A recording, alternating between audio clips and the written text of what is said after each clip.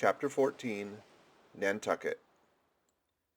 Nothing more happened on the passage worthy the mentioning, so after a fine run, we safely arrived in Nantucket. Nantucket, take out your map and look at it. See what a real corner of the world it occupies. How it stands there, away offshore, more lonely than the Eddystone Lighthouse. Look at it. A mere hillock, an elbow of sand, all beach without a background. There's more sand there than you would use in 20 years as a substitute for blotting paper. Some gamesome whites will tell you that they have to plant weeds there, that they don't grow naturally, that they import Canada thistles, that they have to send beyond seas for a spile to stop a leak in an oil cask, that pieces of wood in Nantucket are carried about like bits of the true cross in Rome, that people there plant toadstools before their houses to get under the shade in the summertime, that one blade of grass makes an oasis, 3 blades in a day's walk a prairie, that they wear quicksand shoes, something like Laplander snowshoes, that they are so shut up, belted about, in every way enclosed, surrounded, and made an utter island of by the island, that to the very chairs and tables small clams will sometimes be found adhering as to the backs of sea turtles. But these extravaganzas only show that Nantucket is no Illinois. Look now at the wondrous traditional story of how this island was settled by the red men. Thus goes the legend. In olden times an eagle swooped down upon the New England coast and carried off an infant Indian in his talons.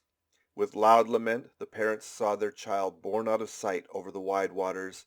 They resolved to follow in the same direction.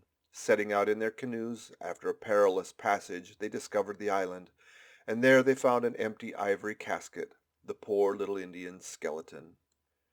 What wonder then that these Nantucketers, born on a beach, should take to the sea for a livelihood? They first caught crabs and quahogs in the sand.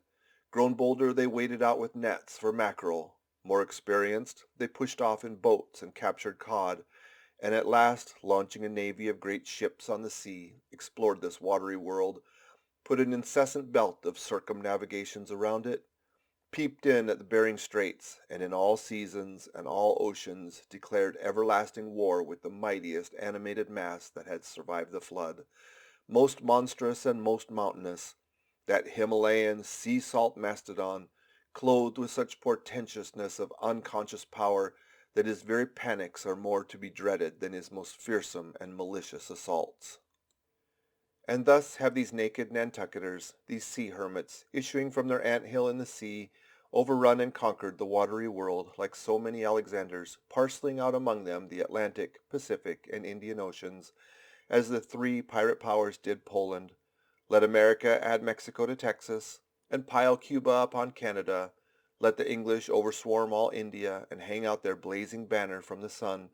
2/3 of this terraqueous globe are the Nantucketers, for the sea is his. He owns it as emperors own empires, other seamen having but a right-of-way through it. Merchant ships are but extension bridges, armed ones but floating forts. Even pirates and privateers, though following the sea as highwaymen the road, they but plunder other ships, other fragments of the land like themselves, without seeking to draw their living from the bottomless deep itself. The Nantucketer, he alone resides and riots on the sea. He alone, in Bible language, goes down to it in ships, to and fro, plowing it as his own special plantation. There is his home. There lies his business, which a Noah's flood would not interrupt, though it overwhelmed all the millions in China. He lives on the sea as prairie cocks on the prairie. He hides among the waves. He climbs them as chamois hunters climb the Alps. For years he knows not the land, so that when he comes to it at last, it smells like another world, more strangely than the moon would to an earthsman. With the landless gull that at sunset folds her wings and is rocked to sleep between billows, so at nightfall the Nantucketer, out of sight of land, furls his sails and lays him to his rest, while under his very pillow rush herds of walruses and whales. End of chapter 14.